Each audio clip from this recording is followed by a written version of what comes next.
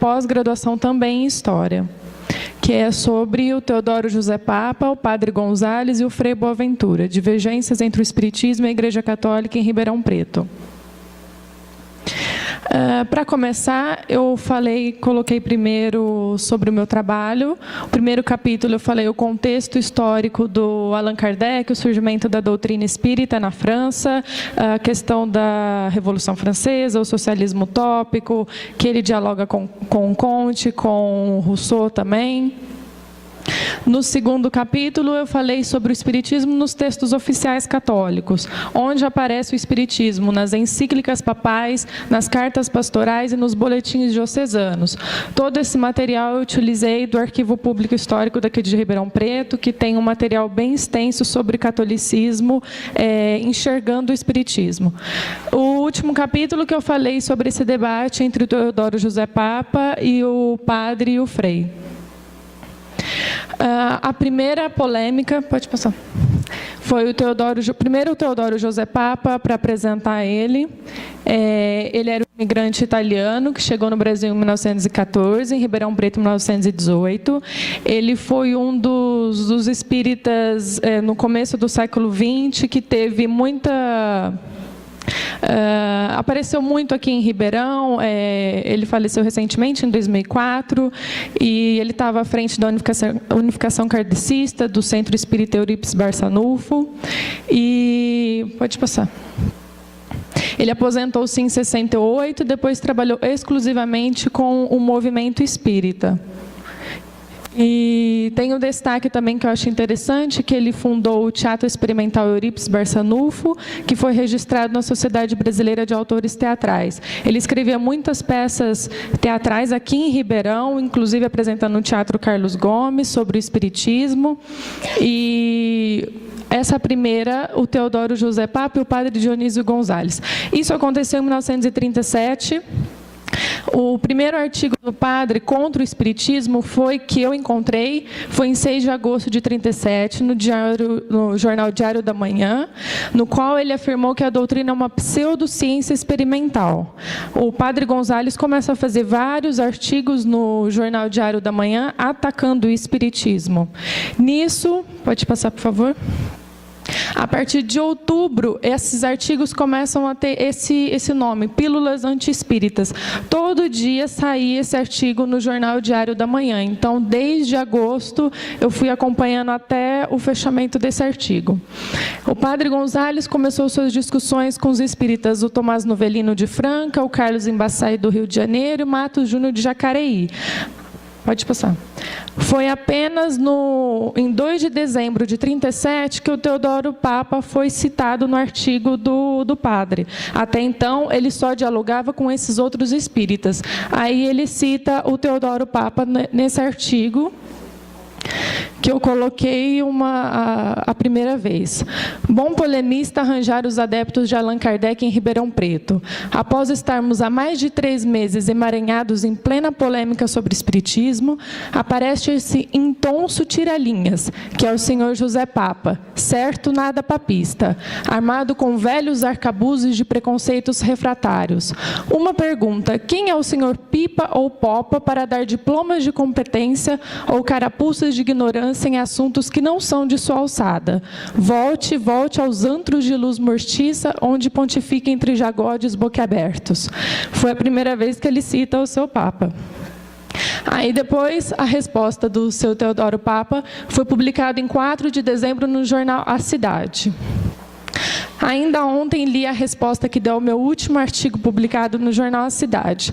Não esperava por outra coisa, pois já sabia de antemão que ia tratar-me como lhe é de costume. Injuriou muito, enfureceu-se, enfim, disse um amontoado de asneiras e não teve a coragem necessária, o mínimo saber que se requer para refutar uma só das concepções que lhe apresentei. Ótimo polemista reverendo, não sabendo raciocinar, dá patadas a valer, sendo só o que ele sabe fazer. Então, foi essa discussão entre artigos de jornais durante um tempo. a definição do espiritismo para o padre Gonzales. Eles começavam a polemizar e fazer essas discussões.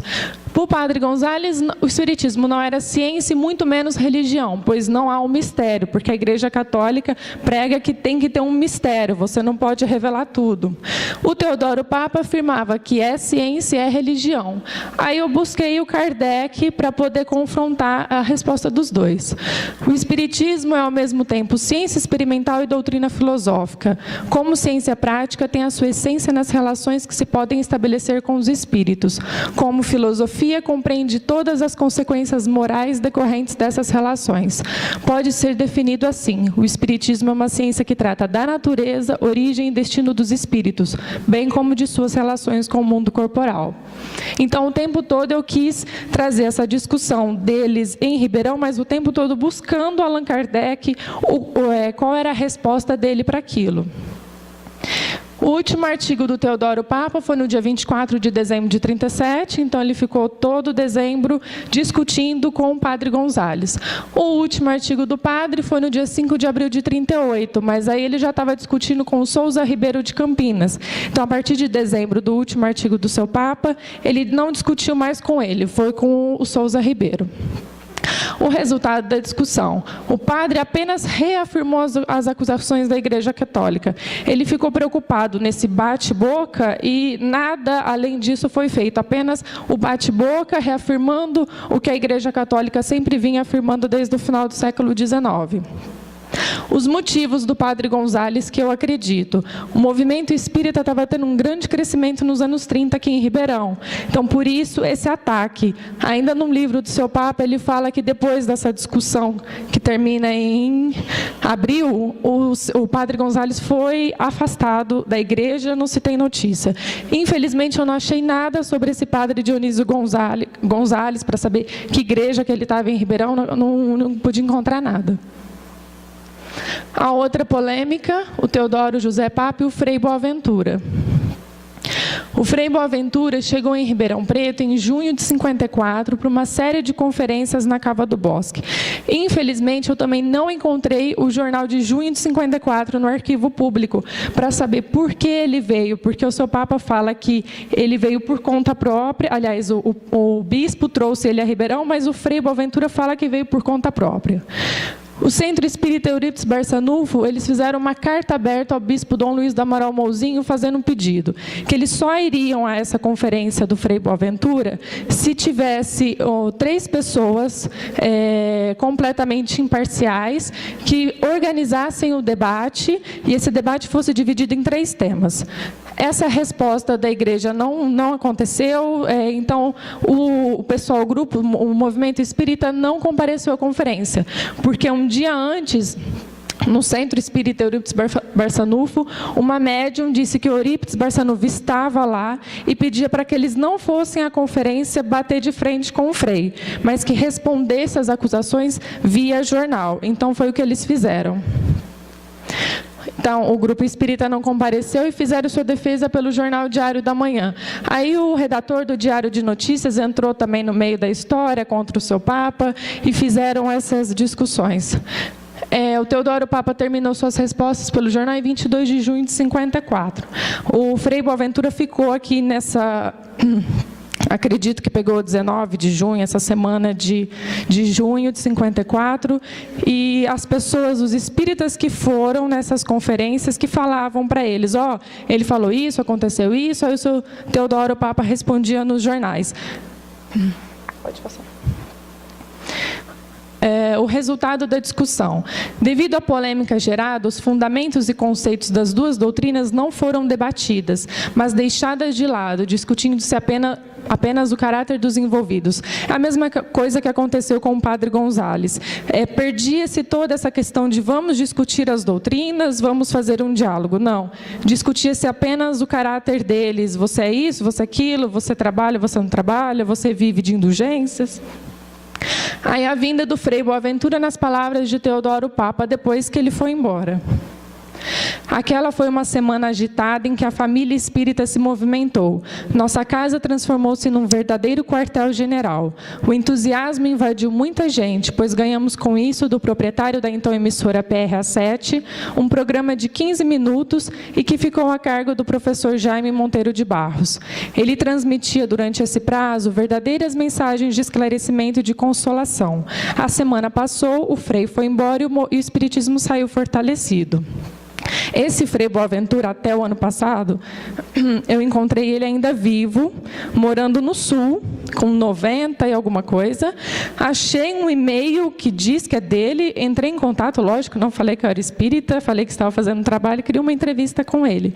Mas até hoje eu estou esperando a resposta, porque seria muito legal se eu tivesse, porque o Frei Boaventura escreveu N livros atacando o espiritismo, maçonaria, protestantismo, e eu queria então uma entrevista dele, porque até a década de 90 ele escreveu livros contra o espiritismo. Aliás, o Frei Boaventura, eu acredito que ele faça parte daquela igreja romanizada, né, o ultramontanismo, porque ele tem essa posição muito radical contra as teorias modernistas, etc. O meu ponto de vista, a Igreja Católica versus Espiritismo no final do século XIX na Europa. Essa igreja romanizada que entendia as teorias modernistas como uma ameaça aos dogmas eclesiásticos. Encontrei muitas encíclicas papais do final do século XIX que eles atacam não só o espiritismo, mas qualquer teoria modernista que entraria a maçonaria, o evolucionismo. A Igreja Católica versus o Espiritismo no século XX no Brasil. Surge esse sincretismo entre catolicismo e fenômenos mediúnicos, que eu acredito que foi o porquê desse ataque da Igreja, o jeito que começou no Brasil, foi esse sincretismo, porque a pessoa ia na missa todo domingo, mas quando ela tinha algum problema de saúde, quando um parente morreu, ela ia num centro espírita. Essa questão, essa junção de você, vou na missa, mas também vou no centro, que incomoda a igreja, porque eu encontrei muitos livros católicos assim, ou você é maçom, ou você é católico, ou você é espírita, ou você é católico. Eles não aceitam essa questão de vai em um e vai no outro. Aí eu coloquei a doutrina espírita que se solidificou no Brasil, não foi surgida em 1857 na França, porque o espiritismo aqui no Brasil chegou mais para atender essas questões imediatistas da população. Pegou por parte das sessões mediúnicas. As pessoas se sentiam atraídas para ir no centro por conta de ter um contato com um parente que morreu, ou então está doente e a ciência, ninguém consegue descobrir o que é, mas aí vai no centro e consegue a cura. Então, veio desse jeito. Eu acredito que hoje é que está se voltando um pouco essa questão que o Kardec usava de estudo, de ciência, de buscar, buscando a verdade, que acredito que hoje a gente está voltando a isso aqui no Brasil. Acredito que como exemplo até esse encontro. E eu acho que se perdeu muito essa questão por ter esse ataque do catolicismo contra o espiritismo, se perdeu muito essa questão desse debate, esse diálogo saudável, que eu acho que tem que ser o que é o legal de você fazer o debate. Não era o que acontecia aqui, pelo menos em Ribeirão, e não só os outros lugares, que a Igreja Católica batia de frente com o espiritismo e acabava virando mesmo bate-boca, simples bate-boca. E eu acho legal terminar com uma frase que eu gosto muito do Kardec. O espiritismo era apenas uma doutrina filosófica. Foi a igreja que lhe avultou as proporções, apresentando-o como um inimigo terrífico. Foi ela, enfim, quem o proclamou uma nova religião. Esse foi um golpe inábil, a paixão não permite o raciocínio. Que é o que aconteceu no Brasil. Eu acho que chegou muito truncado aqui, então a igreja batia de frente com o espiritismo e ficou nessa questão de pegar o espiritismo, sessões mediúnicas apenas, não se estudava, não se lia, e hoje a gente está voltando isso. Então, esse sincretismo que teve no Brasil, que acabou acontecendo esse debate, essa divergência toda do espiritismo e o catolicismo. E eu acredito que hoje a gente pode estar voltando um pouco naquilo que o Kardec falava em 1857. É isso. Tá joia.